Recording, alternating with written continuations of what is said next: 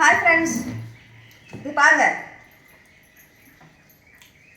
இன்னைக்கு வந்து எங்கள் மச்சான் இருக்குமா, இது வந்து எங்கள் மச்சான், இது வந்து எங்கள் மச்சான். அது பாருங்க, களி வலிச்சு வச்சுங்க. பாருங்க, இங்கே பாருங்க, வலிச்சு வச்சு நிற்கிறது. சட்னி நிறையா வச்சு வலிச்சு வச்சு சாப்பிட்டாங்க. கோதுமை களி, கருவாட்டு குழம்பு. காம்பினேஷன் எப்படி இருக்கும் நான் சாப்பிட்டதில்ல. நீங்கள் யார் சாப்பிட்டீங்கன்னா நீங்கள் வந்து கமெண்ட்ல சொல்லுங்கள்.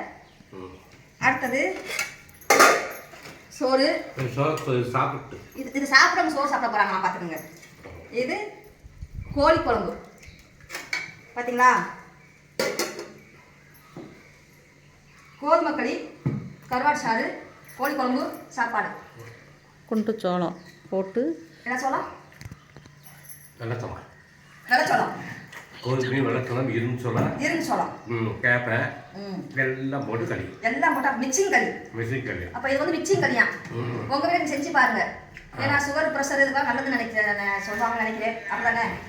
இவங்க சுகர் இருக்கு, அதனால இந்த மாதிரி சாப்பிட்டுருக்காங்க. நீங்களும் அந்த மாதிரி செஞ்சு சாப்பிட்டு பாருங்க. சுகர் வந்து நாங்கள் கொடுக்கல. காலையில் தான் சட்டி ஓட்டிங்களா? பாருங்க எப்படி இருக்குன்னு பாருங்க.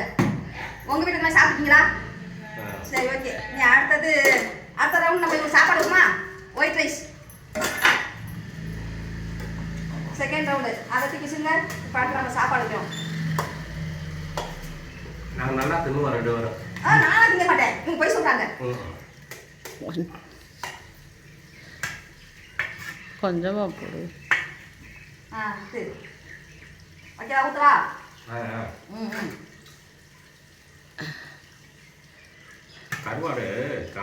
கருவாடு காணுமா? கறி திருங்க. ஓகே. ப்ரெஷருக்கு நல்லது கருவாடு. ப்ரெஷர் நல்லதா? ஆமாம்.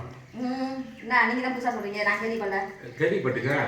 120, 180 இருக்கவங்களுக்கு 140, 160 காட்டும். நான் பாருங்க, கறி குழம்பு. சிக்கன் சாப்பிடுறது கருவாடு குழம்பு சாப்பிடலாம். சரி, ஓகே. Bye friends.